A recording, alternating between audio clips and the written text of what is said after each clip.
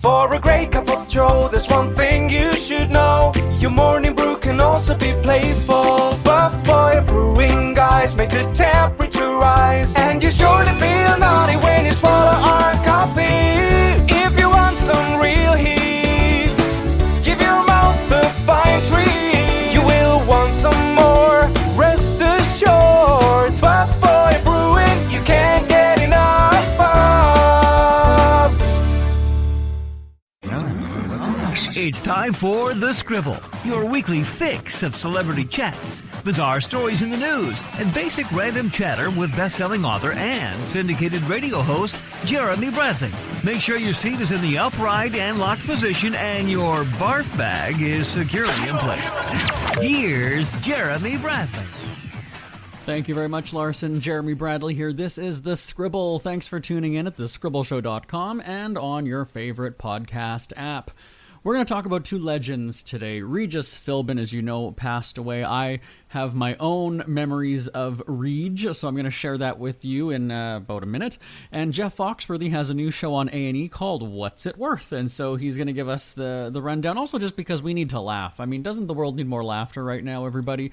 So Jeff Foxworthy is coming up in just a little bit. Let's get on with it. The Scribble starts right now. Who are the Kardashians feuding with now? What did that little thug Justin Bieber do this time? Who's getting hitched? And who's headed for Splitsville? Hear the latest celebrity news and gossip every day on Entertainment Wrap-Up. The good, the bad, the ugly, but mostly the ridiculously hilarious. It's all recapped in this daily segment at entertainmentwrapup.com. Have a laugh at the expense of the rich and famous when they take themselves way too seriously. It's 3 minutes of time-wasting fun at entertainmentwrapup.com. Check out Entertainment Wrap-Up at entertainmentwrapup.com. Brought to you by Speak Free Books. Jeremy Bradley here, back on The Scribble. About a week ago, the legendary Regis Philbin died, right? I'm not breaking any news here, you already know the story, but in today's world, like, the news cycle is just, it seems like it was that was 6 months ago. Oh, was that just a week ago? Yeah, it was. And here's the deal, we haven't had a show since then, right? We come out on every Friday, and so he passed away, I guess, Saturday morning, depending on reports. And over the weekend, everybody, of course, paying tributes to Regis, who had, 6 decades in broadcast, or at least in television, and the Bachelor host, Chris Harrison. Do I ever quote him? But he had a tweet last weekend saying that everybody has a Regis story. Now, maybe not everybody, like every home viewer or whatever, but I guess you might if you watched him back on with Kathy Lee, right? Or Kelly. Or Who Wants to Be a Millionaire. Somebody, you have some sort of memory of him, but those in the entertainment business have a story about an interaction with him, and so I do. And first off, I'm going to say that I don't proclaim to be his best bud. I don't want to say that I guess we were on a first name basis, right? Everybody knows him as Regis.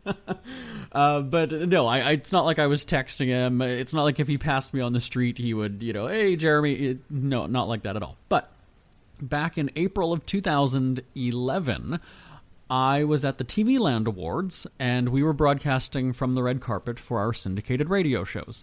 And here I was, this up-and-coming entertainment reporter from Canada. The publicist at TV Land at the time saw something in me that said, you know what, let's have him at this event, because I mean, back when red carpets used to happen, right, prior to this whole COVID thing, that you'd clamor to get a spot on the red carpet, and they're very selective. And so the fact that this rep, who actually, believe it or not, coincidentally, I just got in contact with a few weeks ago, he said, you know what, yeah, let's have you on the red carpet. I had a really decent spot, because at the time, TV is always the big thing. That's always the predominant thing, outlet or medium on the red carpet. Radio kind of was, pushed to the side. I was often back. That was when blogs were starting. Social media wasn't really a thing then. It was, but it wasn't as popular. And so here I had a really good spot. I got some great interviews with TV legends, and here comes Regis, who was being honored that night. We were doing a live broadcast, as I said, and we had a few moments until we were back on the air. And so I remember Regis and his wife Joy came up. She's gorgeous, by the way. The two of them come up. we kind of do the handshake again back when you could shake hands with people, and we just had some chatter. And I said to Joy, "Oh, it's so lovely to meet you and your father," making a joke about how young and great she looked and how old he was. And so that was kind of the icebreaker. We had some chit chat back and forth, and then we were on. And our segment was barely only about a minute. I'm going to play it for you here in a second, but red carpets are so rapid fire that you're going to hear me talking a mile a minute, because at any point somebody could come up behind him and say, "Okay, we got to go, we got to wrap this up, okay, let's move on." And you kind of want to keep their interest. So I'm just giving you that disclaimer as to why I was talking so quickly in this clip. But while we were still breaking the ice, I had mentioned to him, like, "Oh, I'm from Canada. I flew in, all the way from Winnipeg. Have you heard of Winnipeg?" And again, this is before Canadians really were idolized, I'll say, because of your politics now in the States. But certainly, I was kind of embarrassed to say that I was Canadian just because I was an outsider at the time. But then I realized that on a red carpet like that, the fact that you are international and you got a place there, I guess, lends you some street cred, as they would say. And so Regis was very kind, very nice. I thought, I'm very sarcastic and I've got a quick wit. Maybe I could, trade barbs with him, right? Like this is my chance to sort of have a moment with Regis. But then I was like, okay, wait a second. This is the legend. And so it could go either way. It could, he could maybe not play along and I look like a major dick, or he could, really get me on my own show and embarrass the hell out of me. Well, that would almost be a badge of honor, I would think. No? If Regis kind of thought that I was worthy enough of one of his insults or cracks. But anyway, so, I opened with, sort of an age joke and then had our literally 1 minute on the air together. So, rest in peace, Regis. Everybody says that. Everybody says, thoughts and prayers with you. But, you see the accolades that he got all over social media on the weekend within moments of the news breaking. So that just goes to show you how great of a guy he was. And so again, like I said, I don't proclaim to be or have any sort of other outside interaction with him. We weren't DMing, we weren't doing. I don't even know that he did that. But I was one of many people that he interviewed with that night, and I just remember him being a really kind gentleman. And it's interesting though too, because I know we've got to wrap this up, but it's interesting because there's so many celebrity guests that we've had on our radio shows that when we have a meeting to talk about having them back, that term having them back, there's sometimes I don't even remember the first interview that we did with them. I don't remember that first interaction. There's a handful of them, Gary Busey being one of them, who's coming up in just a moment, that you remember that interaction. And again, on a red carpet where that night at the TV Land Awards, we probably had 20 to 25 interviews, which again isn't a lot, but when you think about it, how many red carpets we've done, how many legendary people we've talked to. There's times when somebody comes up to me on a red carpet, I have no idea who the hell they are, but I make it sound like I know them. Do I remember that interview tomorrow? I don't, but when it's a legend like Regis Philbin or Gary Busey, it does stick with you, and it really meant a lot to me in that moment at that time in 2011, that after I heard that he died, I had said to our team, like, we've got to find that audio. I know that he was on the show. I remember that.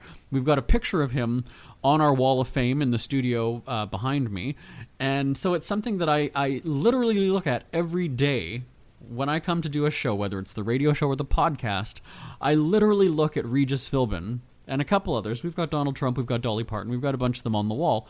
And it's something that I don't take for granted. So I'm sort of going into this, gushing career-wise or professionally. But anyway, so Regis, you will be missed. Obviously, you know that. You don't need me, some no-name guy that you met for literally 2 minutes on a red carpet. But yeah, what a treasure to the broadcasting world. Jeremy Bradley on the red carpet with Regis Philbin and his 25-year-old wife, Joy. How are you? I like you a lot. Oh, well, thank you. Nice to meet you, Joy. Regis. Oh, he's not even looking at me now. He's not even... How are you? I'm good. How are you? Good. Being honored tonight, tell me what that feels like among your peers on the TV Land Awards here. Well, it's quite an honor to be the legend of the evening. It's hard for me to believe that it's my turn to be legend, but I'm happy to be here to receive it. And on your morning show, Live with Regis and Kelly, we just saw the 10th anniversary. We saw clips of your past episodes. A lot of memorable moments. Do you have one, though, that sticks out in your mind as being the best? Oh, gosh. Not really. Maybe when your beautiful wife fills in. That's got to be. When Charlie Bronson came and you thought, No, or he is that didn't do going the show. No, that was off camera. Yeah, my wife. When my wife comes on, I enjoy her very much. Is that weird though? I mean, living to. Really nice to each other that- then. See. It's all natural It's then. fun to be really nice to each other once in a while. Well, thank you so much for joining us, and congratulations, Regis. Very much. Thank you. Isn't it crazy that you wait for payday, but before you know it, you're strapped for cash again? It's time to stop blowing your money and become a smart spender with the book, The Official Guide to Being an American Cheapskate at cheapskatebook.com. Learn simple ways to cut costs at home every day and during special times of the year. Don't go broke at Christmas. Don't remortgage the house for a fancy vacation. The book is filled with tips to save you money throughout the year. Check out the best-selling book, The Official Guide to Being an American Cheapskate at cheapskatebook.com or on Amazon and iTunes. Let's all admit the world needs more humor right now, so I thought we should check in with one of the funniest men I know. Jeff Foxworthy has a new show on A&E called What's It Worth, and he's joining us on the phone. Hi, Jeff. How are you? I'm good, thanks. How are you? I'm doing great. Yeah. In this new world, yeah, trying to figure things out like everybody else. How are your neighbors doing? Well, it's because like in the old days, if I was doing press for a new show, I would be usually in New York or LA and going from studio to studio. But, doing it from home, my neighbor has decided today would be the perfect day to cut down the tree between my house and his house. We're adjusting just like everybody else. I'm guessing your neighbor's not Canadian. I don't know. Why does that seem like that might be a Canadian thing? No, I was saying Canadians are polite. We're very considerate of others, so I'm guessing you don't live by. You wouldn't do that while I was doing interviews, for crying out loud. Well, we'll see how this interview goes. I might just do it tomorrow. Yeah, why not? Everybody's talking about, the pandemic, so I need to know, obviously you haven't just been laying around. I mean, you made a whole TV show. What else have you been doing during lockdown? Well, I haven't been doing stand-up, which is so weird because, and I'm very blessed that I've been able to do it for 36 years. Most comics don't get that long. So I've just been adjusting. This show originally was going to be a live show. We're going to have a live audience, have people bring in the weird things they had found in their house, and, have experts on site would tell them what it was worth. And then if they wanted to sell it, we were going to do a live auction where people watching at home could bid on it from their phone. And then COVID hit, and you're like, okay, well, we can't do a live show anymore. But because we had kind of opened the internet channels for people to tell us what they had, we were getting inundated because people were locked at home. They were doing all these projects they had put off forever, like cleaning out the attic, cleaning out the basement. And people were just finding stuff. And so we started talking, and A&E was like, can we do this virtually? And I said, I don't think so. I don't know. I was a little pessimistic. And once we started doing it, I just kind of fell in love with it. It's because people, it wasn't polished, and people were their own photographers, and they were letting you into their home, and if their child thought that was the good moment to lose their pants and start running up and down the stairs, there was nothing you could do about it. And so I really loved doing it. In fact, I'm like, well, even after this is over, this might still be a fun way to do this show.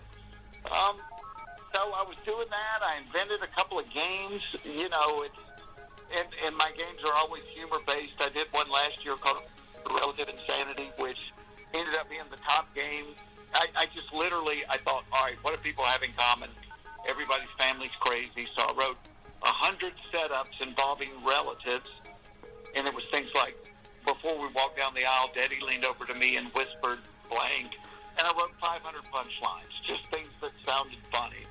And it's so easy to play, but it made you laugh. And so it ended up being the top game on Amazon. So once I wasn't doing live shows, I'm like, all right, well, can we do that like as a meme game where you, instead of having a written punchline, we just have pictures?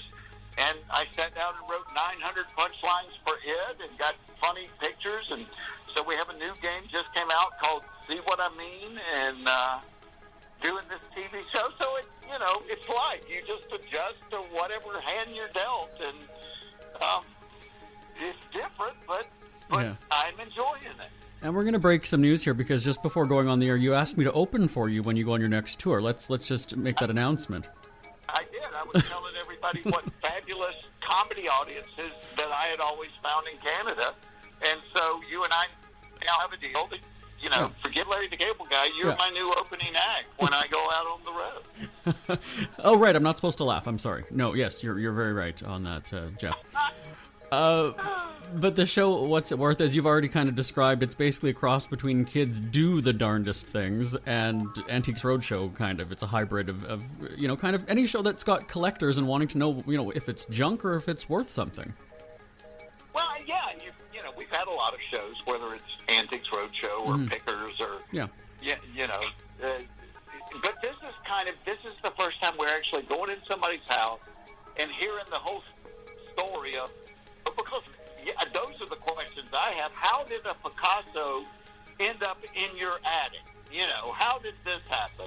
And so I'm obviously interested in the items, and I collect stuff too, but I like people. I want to know their story, and I quickly learned that stuff has two values. There's what's it worth to somebody else, but then there's what's it worth to you. And they may not be anywhere close to each other because, of the story behind it. Like one lady, her grandfather was head of security for Woodstock.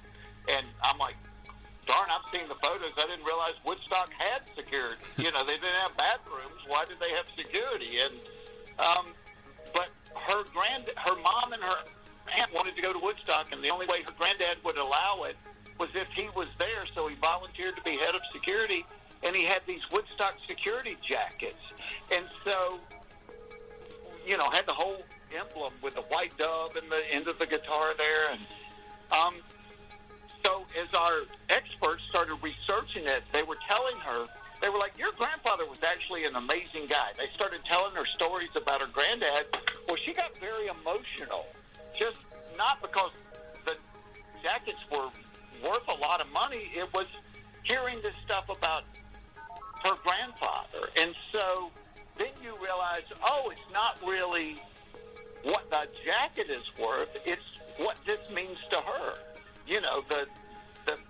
The emotional value, the sentimental value of it. And that's the part of it that I like. I like the humanness behind the object. And I like going through somebody's house and the dog is barking and Granny's sitting there in the chair watching The Price is Right because she doesn't care if they're on TV or not. She's not going to miss The Price is Right, And it was the humanness of it that made it a fun show for me.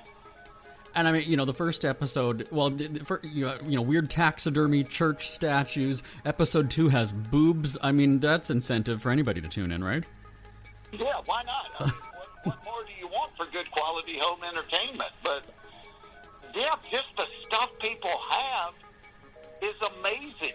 Like one of them, they contacted us because they had a newspaper where the headline was Lincoln assassinated.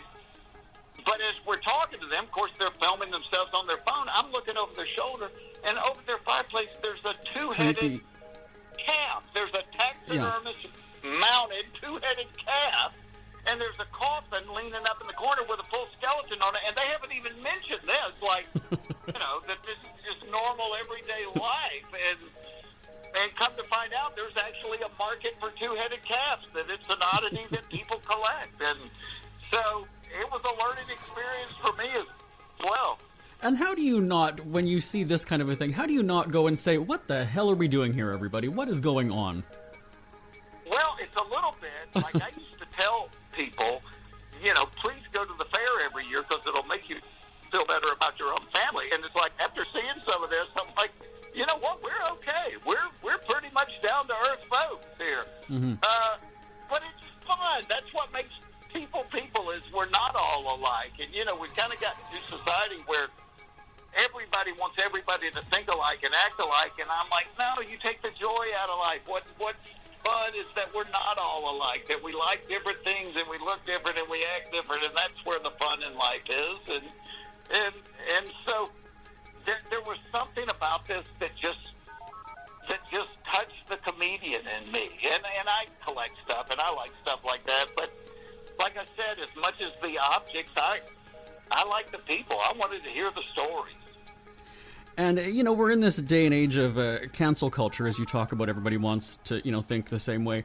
You do take a cheap shot at national treasure Betty White, and so I'm not going to threaten you here, Jeff, but... No, in fact, I love it. Like, the only thing I think I said was in the Lincoln Assassinated paper that perhaps it had Betty's birth announcement, and that Betty's been around for a minute or two. That's all I was saying. She's still wonderful. She's still an icon, but she's been here for a minute. Okay. Notice he didn't apologize to Betty White, everybody. But I'll move on from that, okay, Jeff? But who would laugh at that joke as much as anybody is Betty White. So, yeah. Absolutely. You mentioned you're a collector, so I have to know, you show off some of the items in the show. What's maybe one thing that has the most sentimental value, as you've talked about, to you, and maybe what's worth the most?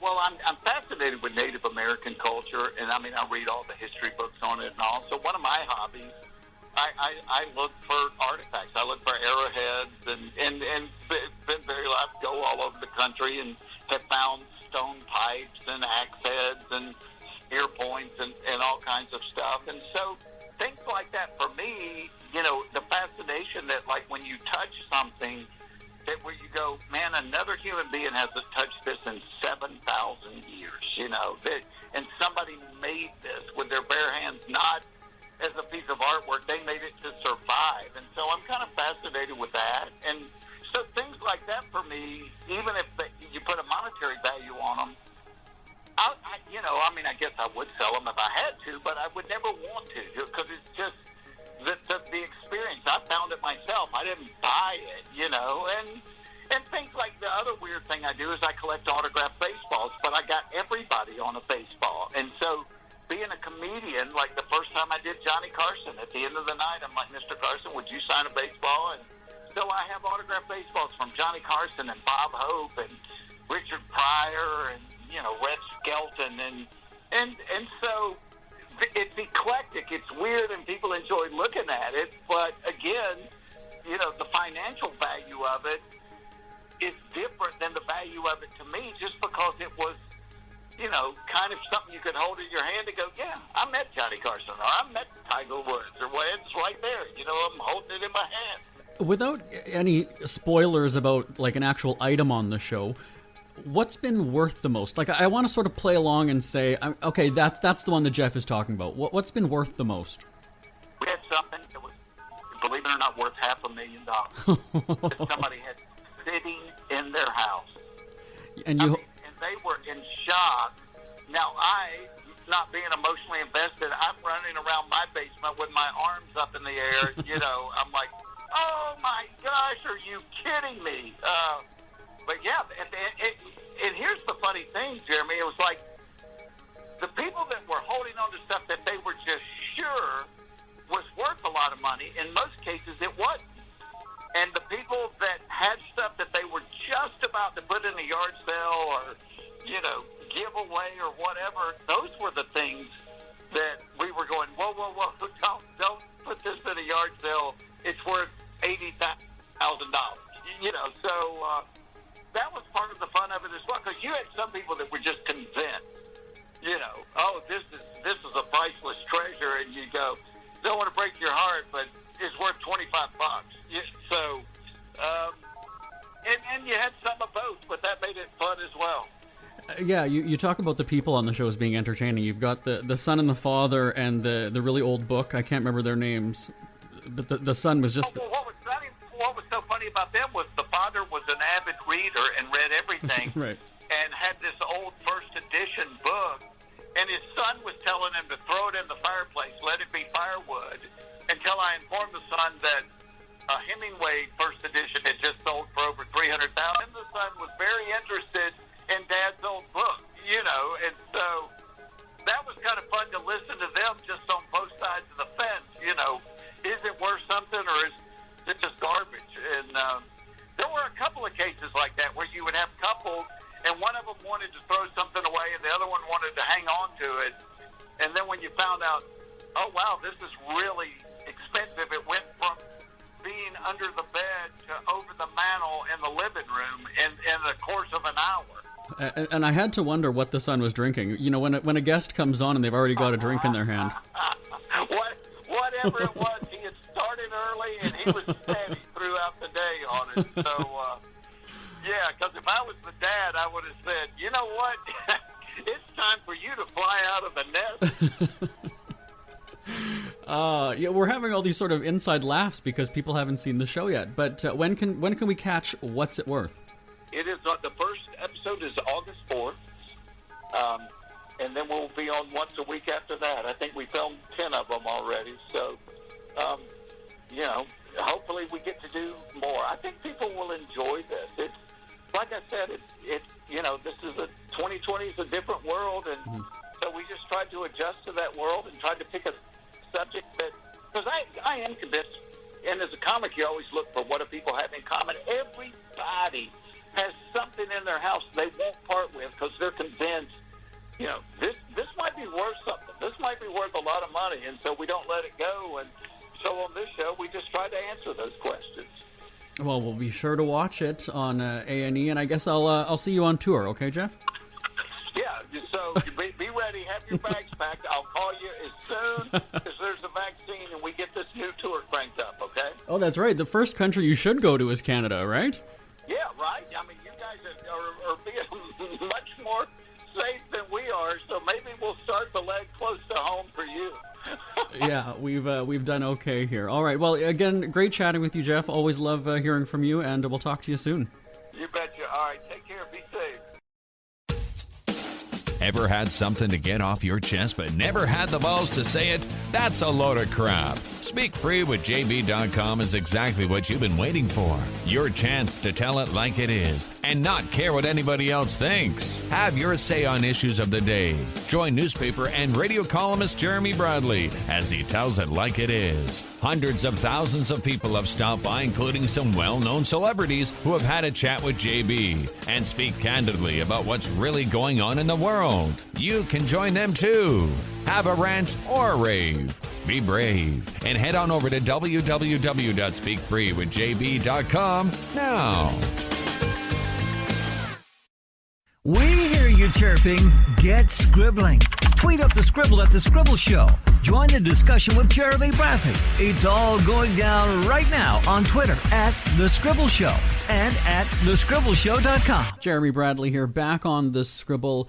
Forgiving and forgetting. There are so many times when a friendship or relationship, romantic relationship, breaks up and you have some time to think about it. You sort of digest everything that happened, and then you look back and then go, wow, I was a real idiot, or the other person was a real idiot. And sometimes you sort of have to bite the bullet, swallow your pride, and say, hey, you know what, let's make amends. And again, when somebody when you lose a family member, or when somebody like Regis dies, and you it makes you think about life. And so over the past few months, especially during Corona lockdown, I think I've told this story on the show here, where I went through my Facebook messages from years and years and years ago. So I'm talking like 5 years plus. And reconnected with people who I hadn't messaged, I haven't spoken with, I haven't had communication with. And some of them, it was great fun to reconnect, do a video chat. And then there were also times when we were like, how did we lose touch? Like, why did we, what happened? Why? And I've been doing that over the summer, just maybe about once a week, just kind of reaching out to somebody new. And yeah, there was somebody in my life 12 years ago that we had a falling out. I was very immature, and I can fully admit that now, but it just, we lost contact. The person moved away. It just blew up. It was really, really bad. And you reach out, maybe there's still those hard feelings on one side, right? Whether it's that person, whether it's me, but I've grown as a person, I've changed, I've matured. I still have a very aggressive personality, but I can look back and say, wow, I really fucked up that relationship. I really screwed things up. And there's something freeing, at least for me right now, to give that apology, to go and say, you know what, I regret it. I was really, I was horrible to you. I was a terrible person. I recognize that now. there's a bit of closure that I get now when I can do that and say, but we've grown, and I'm glad that you're happy. You've got a great relationship. I have a great relationship. I'm super happy. I traded up, by the way, because he's hotter than you were. But that sort of puts the damper on things. But anyway, I just want to say life is too short. You hear people say that all the time. It's cliche. But definitely, holding a grudge is not worth it. It's just, it wastes too much energy, and it's just not good for you. I'm ending on that note. My name is Jeremy Bradley. This is The Scribble. I will talk to you next week. Send me an email live at jbonair.com. Bye-bye for now. Want more Scribble? Check out thescribbleshow.com for past shows, celebrity interviews, cheapskate tips, and more. That's at thescribbleshow.com and on Twitter at The Scribble Show. The Scribble is a speak-free media presentation.